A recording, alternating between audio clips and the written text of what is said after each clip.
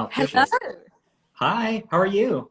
Hi, I'm good. I'm good. I'm just outside on my beautiful piece of land in New Zealand. How are you? Oh my gosh, yeah, I saw your story earlier. It's like, oh my, is that your backyard?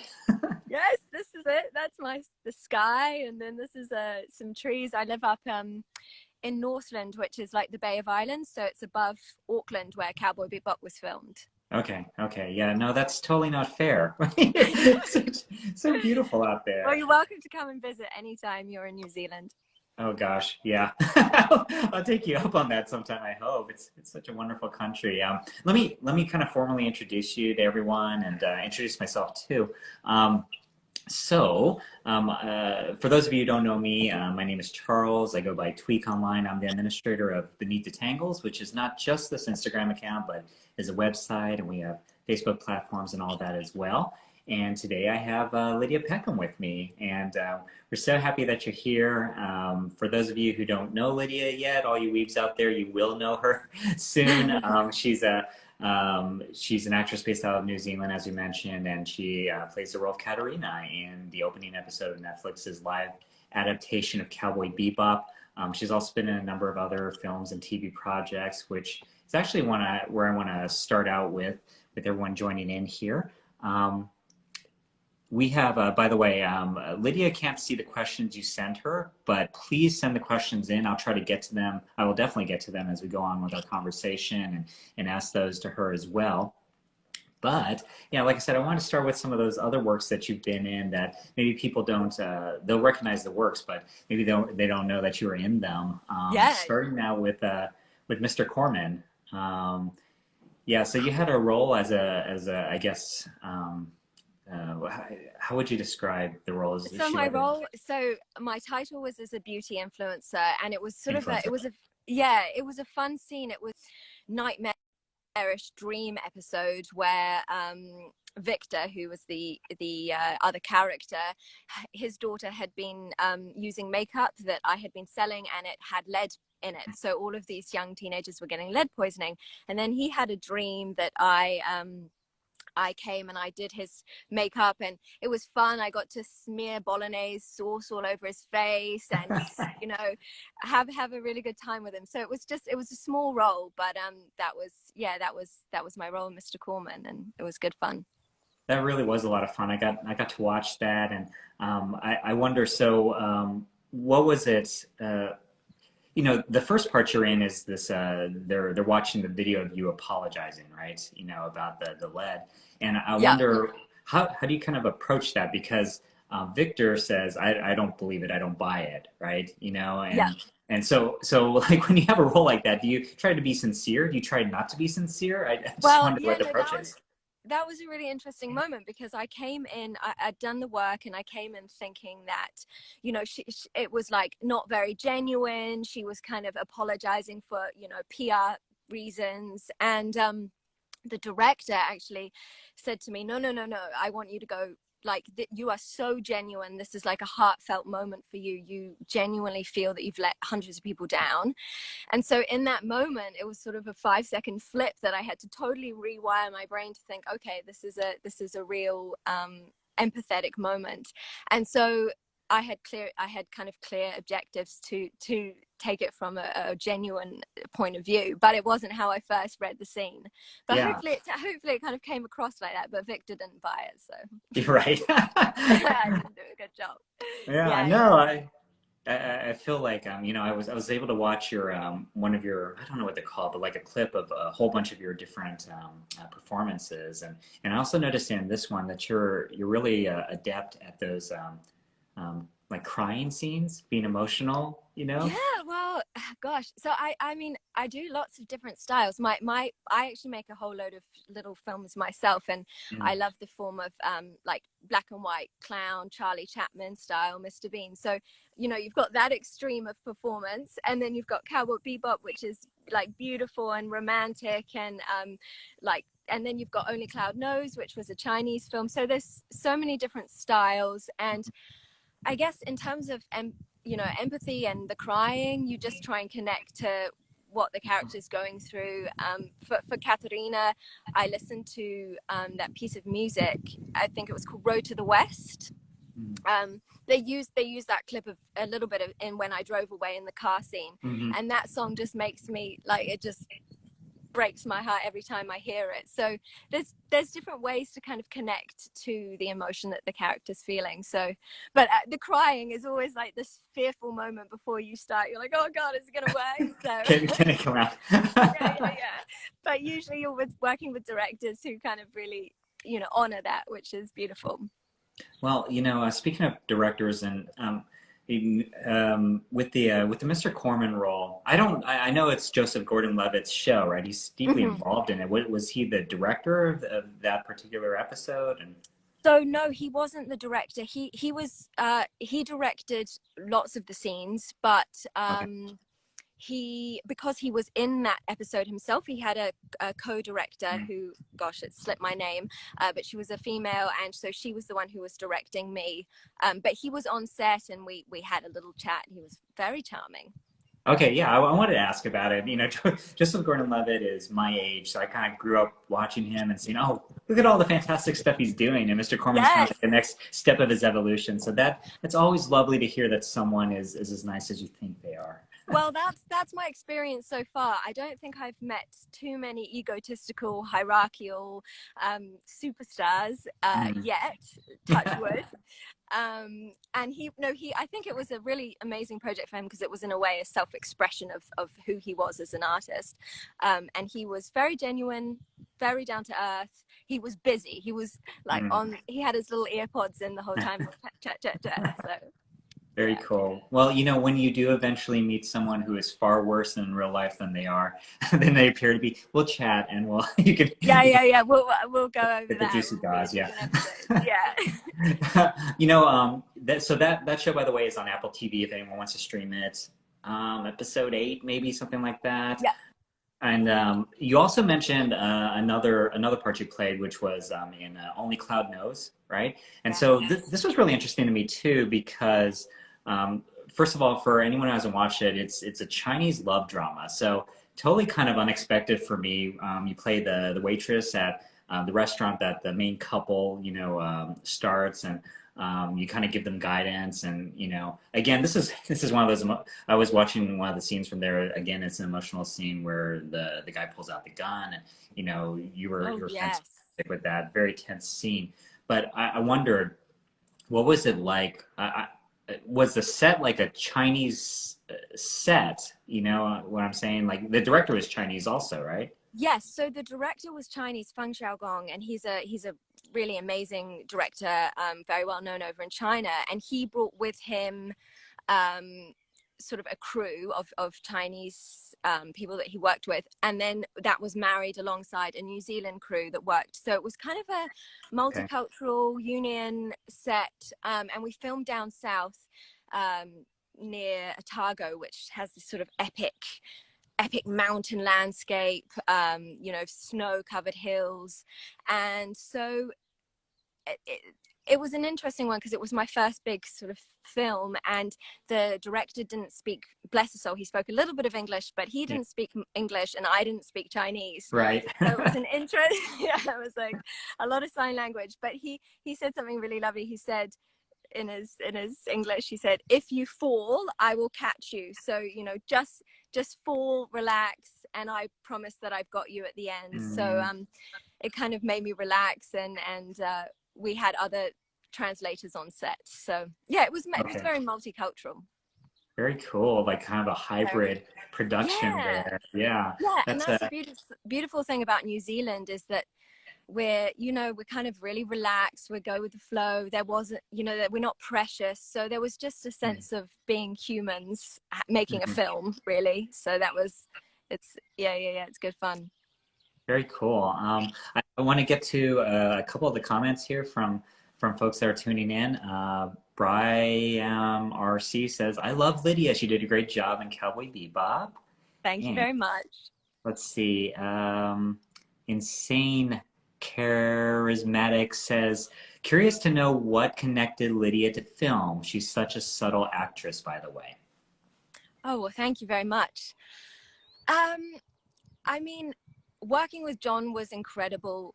He he was really, really generous. Actually, before we started the scene, he said, "Hey, Lydia, could you come over here? Let's sit down for a minute, if you wouldn't mind." And he played a piece of classical music, and we just stared at each other in the eyes for 2 minutes straight, which I recommend trying.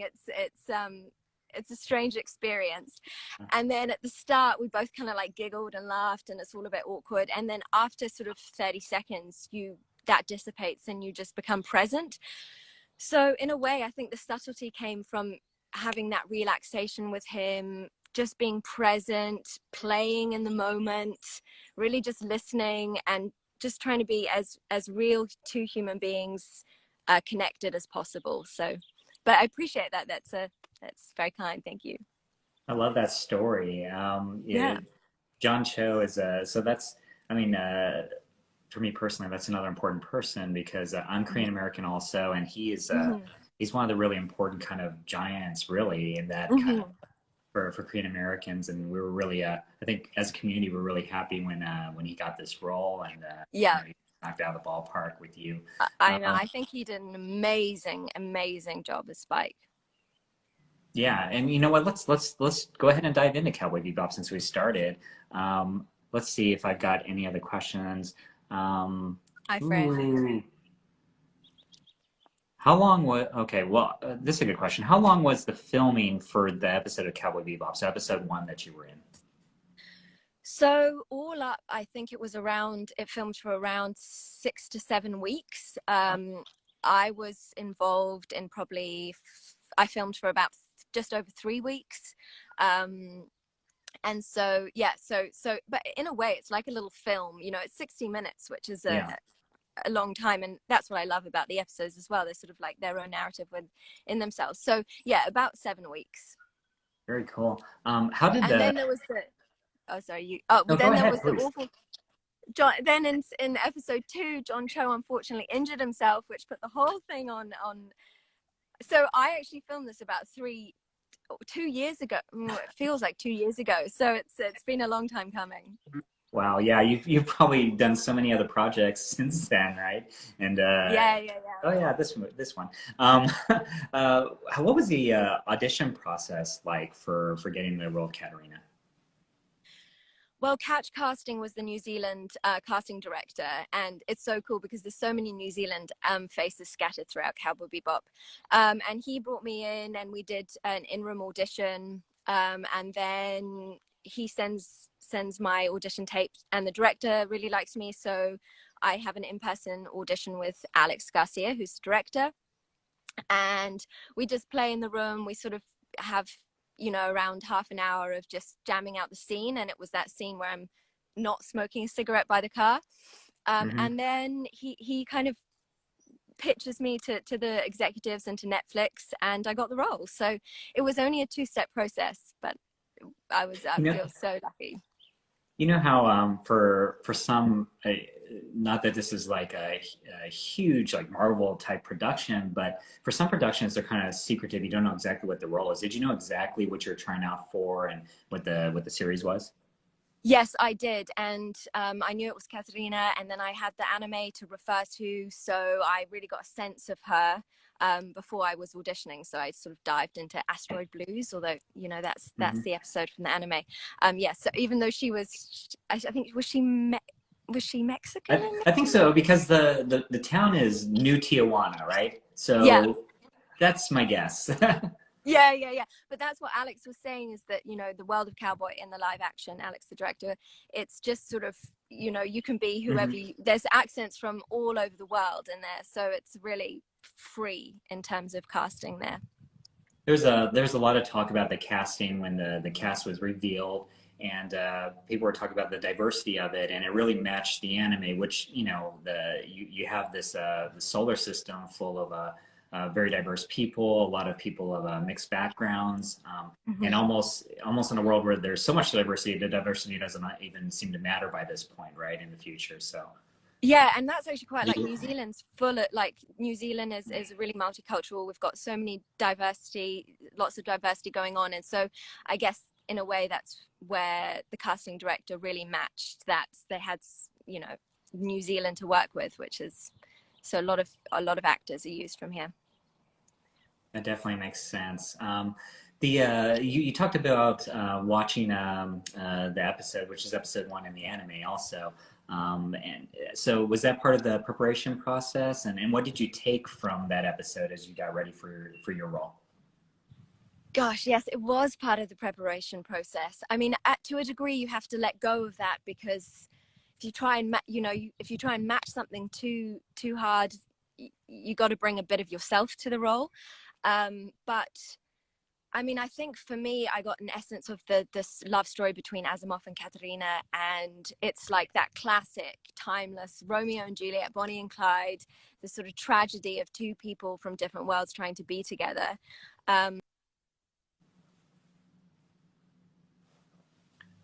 Uh-oh. There you are. Okay. Times out. Yeah.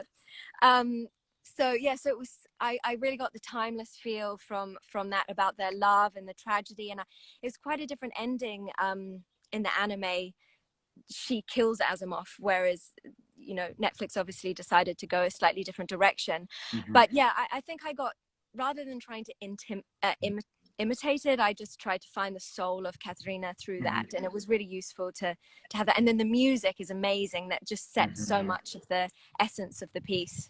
Absolutely. I think you did just that. You got the soul of the character just right, even though the final scene was different. And of course, the adaptation is going to be different in sometimes vast ways, right? So, and that's not a vast way. That's kind of a minor point almost. But just randomly, what when you're holding Asimov, right, and you realize he's dead. What is being used for blood in that scene? How does that feel?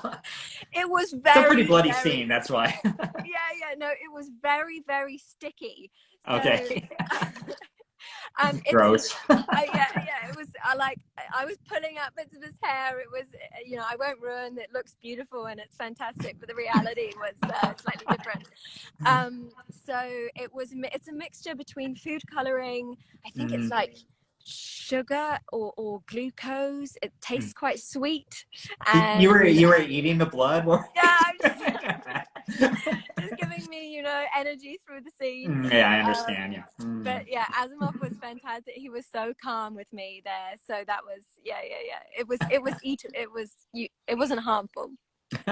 How do you I'm sorry, what was the name of the actor who played Asimov? John. Okay, so how did you kind of develop that chemistry with him? Because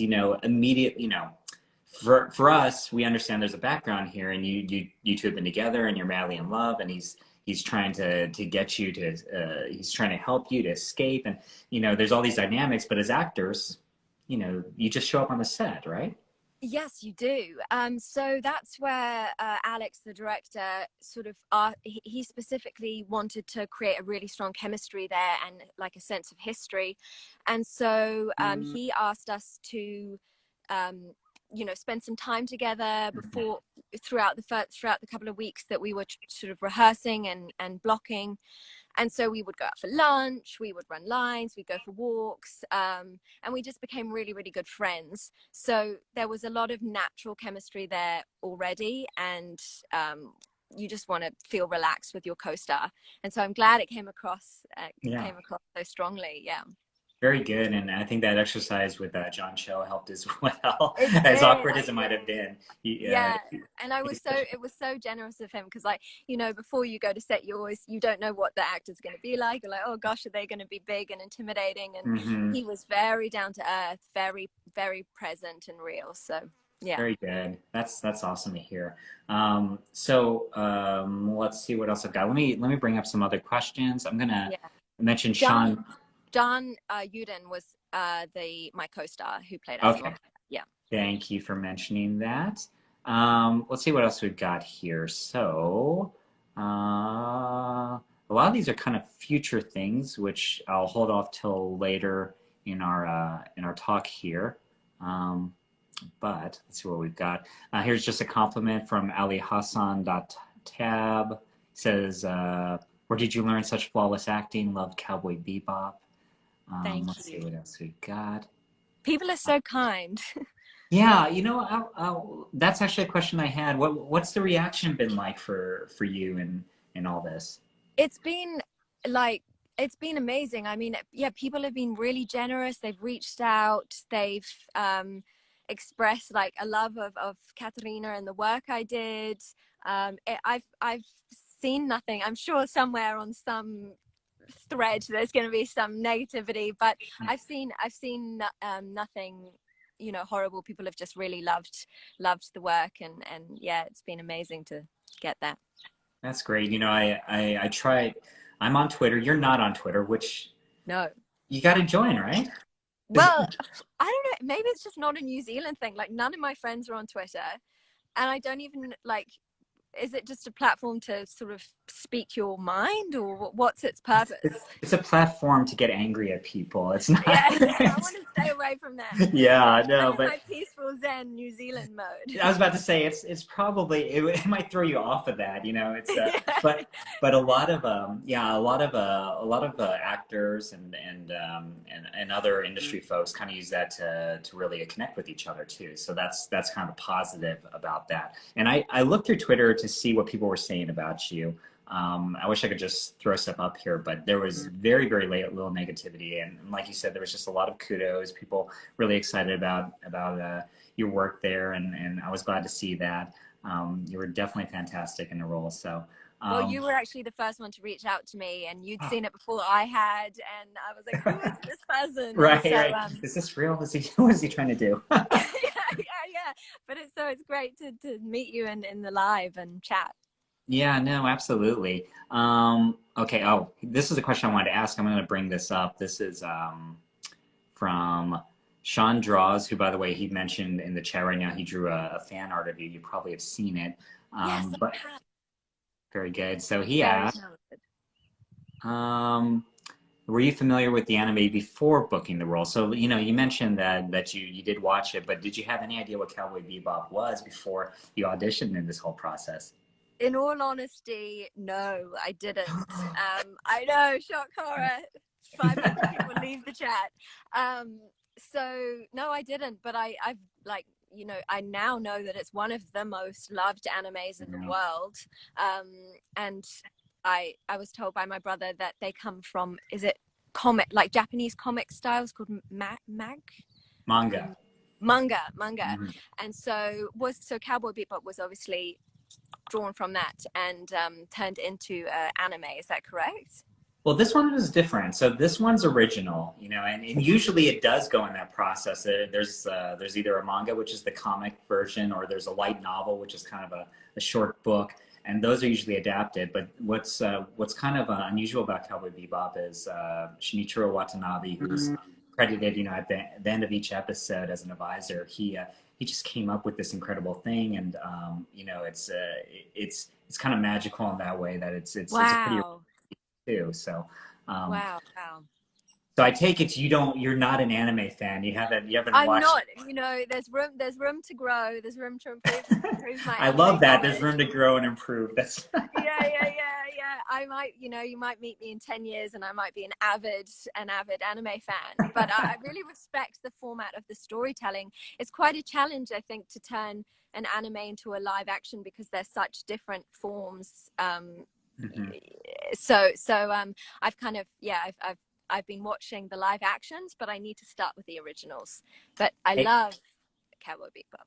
very good. Yeah. So, hey, everyone out there, do this. Message me the anime that you think that Lydia should watch, and I'll forward it on to her, and then she'll Yes, watch please. all of it. Okay? Yeah, We guarantee it. Signed, sealed, delivered. Oh. Yeah. So, let's see. Let me take some more questions. We're getting really great questions here. So, Brilliant. I see let's see some what. people that I know tuned in. Hello, Danny. Hi, William. Mm. Oh, this is kind of a nice comment here, if not a question. Says, I literally have never seen Cowboy Bebop, and my first episode was Asteroid Blues, and I fell in love with the jazz song in the back. Almost cried when Katerina died. Very emotional scene, and the music is, of course, wonderful. You know, It is. I mean, having Yoko like work on the yeah, there's no words. You know, it just totally transforms it. to those of you who don't realize it, she created a whole bunch of new music for the series. So it's not just that incredible original score. It's all sorts of. I think what I read was each episode, she really had an emphasis on that episode and kind of moved episode by episode. So let's see, what else do we have here? Okay, so some people have asked if you're going to show up in the sequel, and I was like, she didn't make it. But here's maybe this is why.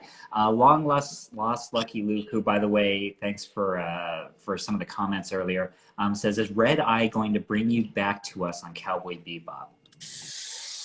Who knows what the power of Red Eye does? I mean, in all honesty, I think, you know, adios cowboy, Katerina has done her dash, but she is the daughter of the richest man in the universe. So I kind of thought, oh, maybe they could bring flashbacks, or maybe they could, you know, reconstruct her from the dead. But I think that's wishful thinking. I think it's over. Yeah, I think so too, but that would be very cool. You had your Bonnie and Clyde kind of scene at the end there, but what about zombie Katerina? I mean, you know, that would... I'm open to that. Yeah, zombie Katerina. We could whip up some more blood, you know. Mm-hmm.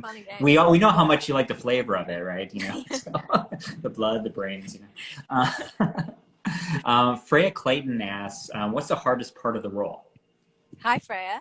The hardest part of the role.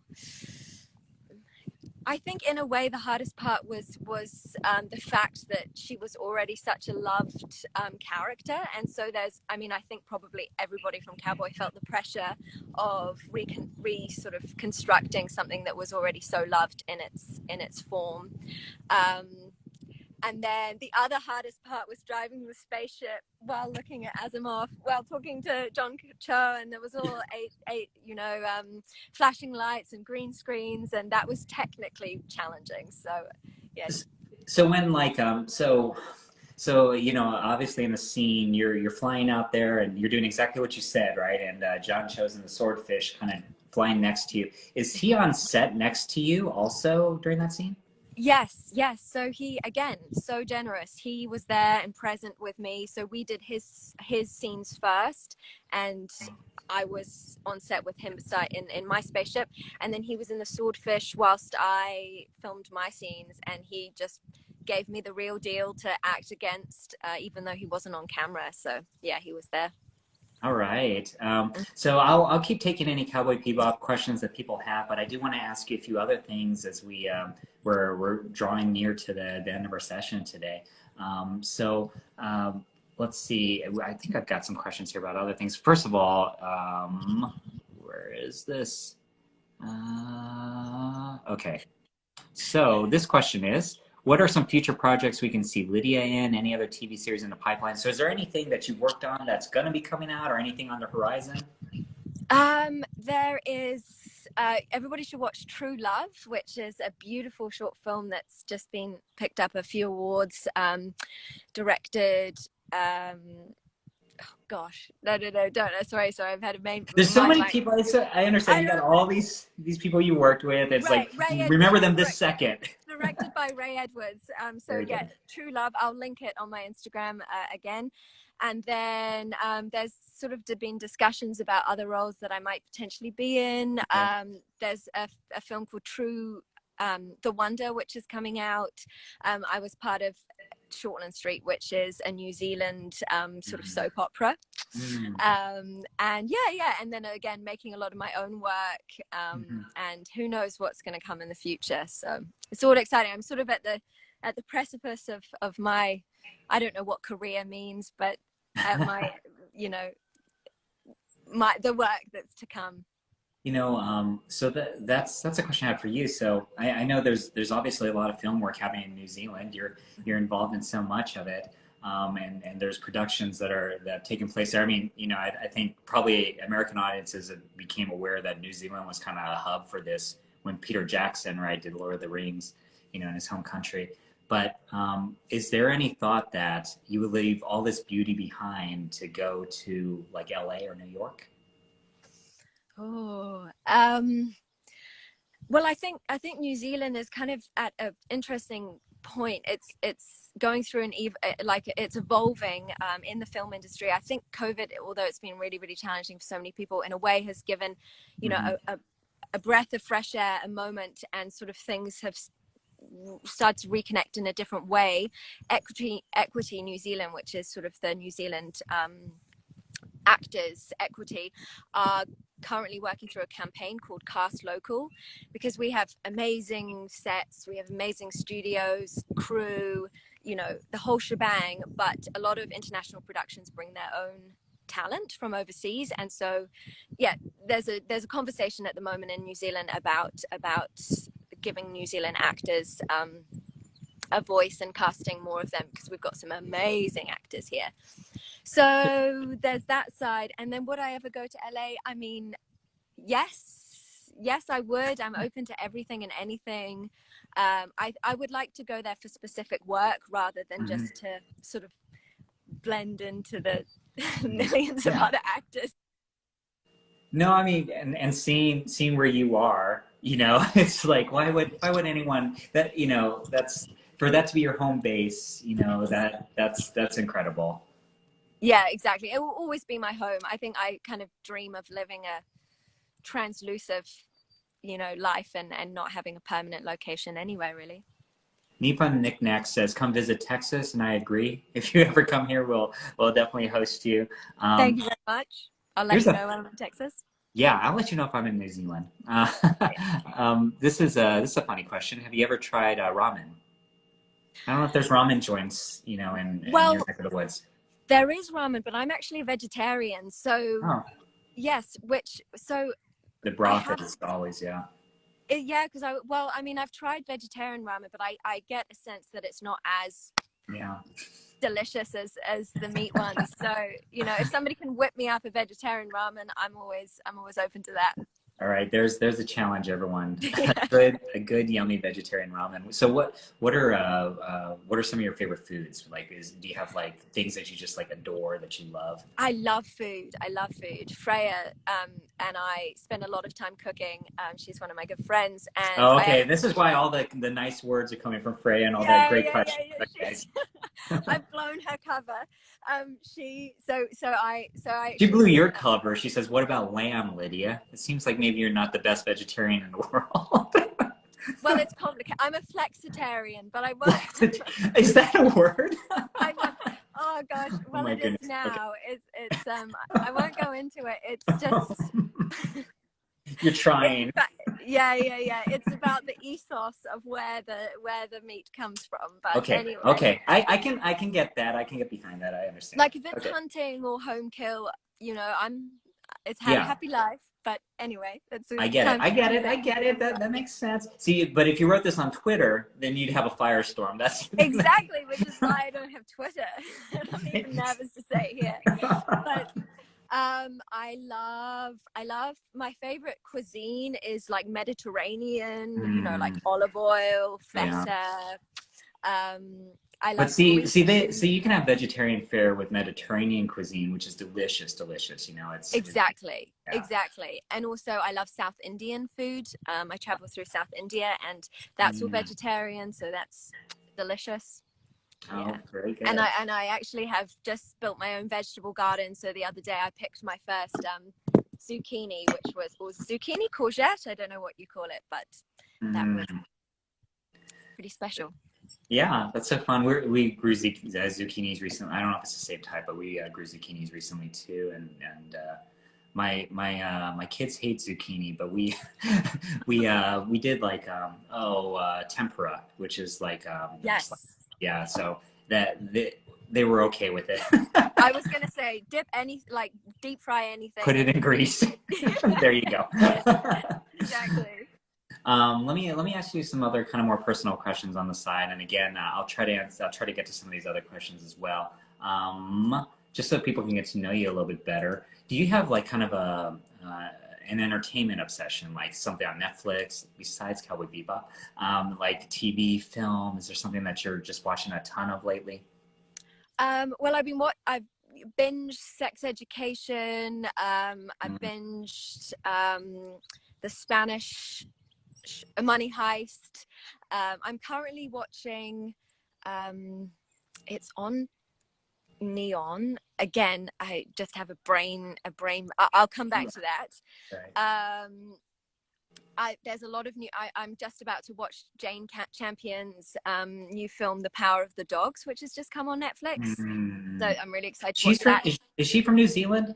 She is. She's a director Yeah. from New Zealand, yes, Okay. and she's the pianist. She's Yeah, amazing. I was thinking about the piano and Sam Neill and Yeah, that who's also yeah, from New Zealand, right? Okay. exactly. And she's done. I think it has Benjamin Cumberbatch in it, and another amazing New Zealand, Thomasin McKenzie, who's blowing up at the moment. And then actually tonight I'm just about to go to the cinemas and watch June because it hasn't Mhm. been released in New Zealand yet. Today's the first day, so I'm going to go and watch June in the cinema. All right, have fun with that. Thank Um, you. let's see. What's you mentioned traveling through southern India. Of course, New Zealand's beautiful. What are some of your favorite places that you've been outside of your home country? Well, I was actually born in Edinburgh in Scotland. Oh, okay. Yes, and my grandmother is French, so I spent a lot of my childhood in the UK, lived in France, and then my partner and I sort of did this big travel. We went to South India, LA, Thailand, Paris, Venice. So I think my favorite places are South India and of course like southern France Right. and New Zealand and Texas. I haven't been there yet. No, no, don't, no, no, don't. You don't have to say that. And that's not fair. Like you've been to like Yeah, literally some yeah, of the yeah. most I'll let you know beautiful once places I've on been. earth. Oh my Yeah, God. so I mean, but also things have changed so much. I mean, that was a long time ago, and I we're a wonder. tiny island in the middle of the Pacific, and we haven't, I haven't been anywhere, and who knows what the world will evolve into with the whole, um, flying situation. Yeah, absolutely. And all the obviously COVID is over everything, and it's interesting how that's kind of driven a lot of the studios to New Zealand, right? Those, I Hmm. mean, the roles you're taking in those, I think probably all the productions we mentioned were came to New Zealand, right, during kind of the COVID time, right? Yeah, Only Cloud Knows was before COVID, but Okay. other than that, so many productions have been coming to New Zealand, and then I think that they've also come back. So I know like Alex Garcia, who was the director on Cowboy Bebop, he stayed. He's still in New Zealand 2 years later, and he's bringing projects. John Cho did another couple of projects in New Zealand, so Mm, it gets a reputation, and it's hopefully it's just going to keep expanding. I of course I don't know very much at all about the film industry, but just knowing, just seeing the beauty of the island and seeing how laid back people are, right? Yeah, That's yeah. New Zealand has good people. Yeah, yeah, and yeah. talented. So it makes sense as a destination. I'm going to end with a couple of the questions that were given from our audience. I think are nice ways to end this. So let me bring these up. Da, da, da. Okay, so another one from Long Lost Lucky Luke, who out of your many fans here, I think he wins with all all the wonderful things he's been saying. So he Well, says, thank you, long last, lucky Luke. Then. he asked if you could have it now, what would be a pinnacle of your career? Can I throw something out there? You're a creator, right? I mean, do you want to direct something incredible? Do you want to write something incredible? Do you want to act in something incredible? All I of it? don't. Yeah, all of it. No, I don't have aspirations to. I don't have aspirations to sort of direct any, big budget Hmm. um, films and things like that. I think my dream my dream career would be a balance between working with I think having choice is number one, so being able to read scripts, work with different directors, and having a voice in what projects you choose. And then I think parallel to that, I would love to continue making my own sort of content, because I'm a creative maker, but it's not necessarily like film. Okay. It's skit work. And then I would also love to support all of my amazingly talented creative friends. This Frankie Bergy, she's makes incredible content, and so finding a balance between the Mhm. commercial and the artistic, and seeing how they can sort of jiggle together. Yeah, that sounds wonderful. I think about, since we're talking about an adaptation of an anime, our website does a lot of work with voice actors, and Mhm. here in Texas, there's a very strong voice acting community. Dallas is where is kind of ground central for voice acting in the United States. And that community is so close. They do theater together. There's improv. They write together, and of course they professionally work together. And it sounds like you have a wonderful community yourself down there. Yeah, I think New Zealand in itself, because it's so small, it is a wonderful community, and we're quite interlinked. And I mean, if you raise other people up, then you Hmm. know you can also raise with them. So I really am a big believer in not squishing anyone's flame, and sort of, you know, working together to rise. So yeah, we're really lucky here, and the people Oh, are so talented. that's so lovely to hear. Okay, so two more. I got two more questions. One, we're gonna try to sneak this in there. Is there a second season of Cowboy Bebop coming? Yes, there is a second season of Cowboy Bebop. Actually, I'm not qualified to tell. I'm not Okay, qualified to tell you. well, it's too late because this is going to be a story tomorrow. Oh God, Cowboy Bebop's don't Katerina quote says a me. second season is confirmed. Well, I'm pretty sure that I read that there was a second season, but you can't believe everything you read on the internet. So, Right. They definitely are setting up for a sequel. So we'll see what yeah, happens. TBC, to be continued. Dun dun dun.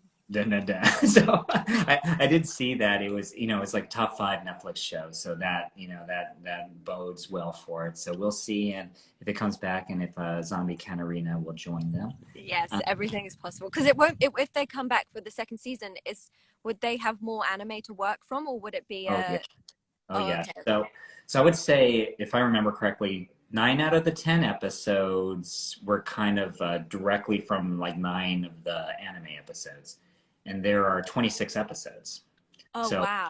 yeah, and they didn't get to the finale.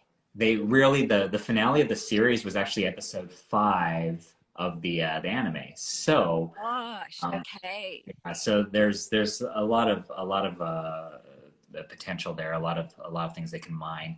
And I And know that Julia like had a journey, and she sort of has only just, you yeah, know, that's just kind of starting to open. We don't want to give spoilers, right? But that's just kind of opened up. And yeah. no, you didn't. You didn't. We're doing a good job. Yeah. Watch to the So, end, and you'll be um, surprised. yeah, watch the whole series. Yeah. And then so yeah, we'll see what happens. I think people really love the cast, as I mentioned before. I'll be completely honest. I mentioned to you I wasn't the hugest fan of the series, but I did love a lot of pieces of it, including your acting and the acting from the cast. Like the cast was so incredible in this. So I think people are, even those of us who were didn't think it was the greatest thing in the world. We want to see season 2. We want to see what happens and how it continues to develop. And we know there are a lot of great people involved in it. So I do want to mention, or I want to give you one more question, and we'll end it here. This is a nice question to end it on. Ali Hassan asks, one dream yet to achieve. Is there something? We mentioned career a little bit, but this doesn't have to just be career. What's a dream that you've yet to achieve? I mean, do you mind if I ask how old you are? Uh-oh, you're muted again. Maybe I'm muted. Who's muted, people? Can you tell us? Am I? Is that? There Is you that? go. Yes, I Oh, hear you okay. now. Okay. Don't know what happened there. Well, I'm 26. I'm 26 years old. 26, by the way, when I felt like an adult. I feel like that's just kind of the No. beginning of adulthood. Yeah, 25. You're still like, you know, Yeah. I'm But now you're 25. feeling old. The Yeah, crank creeping up energy. to 30. 30 is a scary Yeah. number, but luckily, I mean, I think, you know, age is just a figure. So I love that you say that because I just turned 40. So if 30 is old, then like I must be ancient. Thanks. no. No. 40 is the golden age, whatever. Okay, I Um, like that. That's much better. So what's um, at your young age, still being 26, is Still there 26. some, yeah, is there some dream or some goal besides the career one, but it could be a career one that you feel like you want to achieve? Well, in what's happening in my life at the moment is I'm actually designing a house that I'm going to build with my partner, Mm, and so mm, that's really exciting. It's a timber framed house. I'm mm, really into natural materials. mm. sort of earth walls. So that's something that's in my present that I really want to achieve. And then I guess the ultimate goal is just to find balance in life, and as cheesy as it sounds, just, you know, just find joy and find balance, and find a union of my career identity as well as my soul identity, and how they can work together.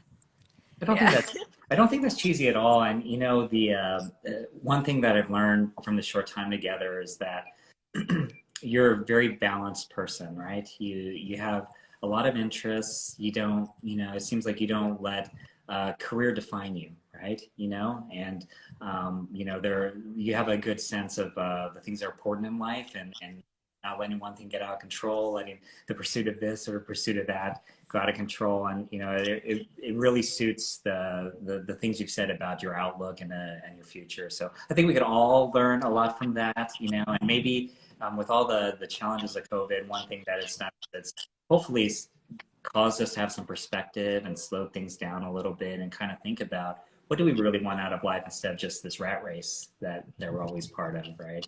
Exactly. Exactly. Well said. Thank you. This is the wisdom of age. So, yeah. I'll when I'm 40, hopefully sound as good. Yeah. All right. Well, you know what? I'm gonna go ahead and let you go. I thank you for joining us today. You know, everyone out there, please follow Lydia on Instagram. You know, we're finishing right now, so pause, stop what you're doing, click out of this, go follow her, keep up with her. She's doing a lot of really cool stuff. You get to follow along with her life on her Instagram account. And for those of you who haven't finished Cowboy Bebop, go watch it. Go watch it on Netflix. Don't let the naysayers you know, point you away from it. There are a lot of people that are really, really loving it, so go check it out. Lydia, of course, is wonderful on it, so please watch at least episode 1, and then, you know, you may want to continue the entire journey there. Exactly. Yeah, exactly. And I'm going to, for those of you who are watching this after the fact, over on YouTube, I'm going to put links to Lydia's account. There's also a link to my review. And we would appreciate any subscriptions or follows that you give to us as well. So please do that. Thank you, everyone. Thank you for your time, Lydia. And thank you so much. I had so much fun talking with you, Charles.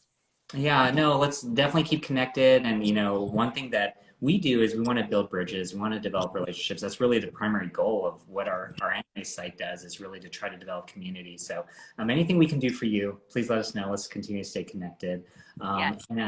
And let's say goodbye to everyone on 1, 2, 3. See you, Space Cowboys. Space Cowboys. You messed up. Okay, let's do it again. All right. All right. You were like, oh, it was one of those things again where you're like, what am I supposed to do? Space Cowboys, not see you, Space Cowboys. Edit this shit out. Edit this shit out. I don't have those kind of editing skills. All right, so. Okay. All right. Okay. All right. I'll be a cool movie star. Yes. How are you an actor? You keep forgetting all these lines. I don't. All right. Okay. Well, let's do it one more time. See you, Space Cowboy, on 3. Okay. 1, 2, 3. See you, Space Cowboys. Oh, see, that's the acting there. All right. Yes. We'll see everyone. Bye-bye. Thank you so much for tuning in. Bye. Bye.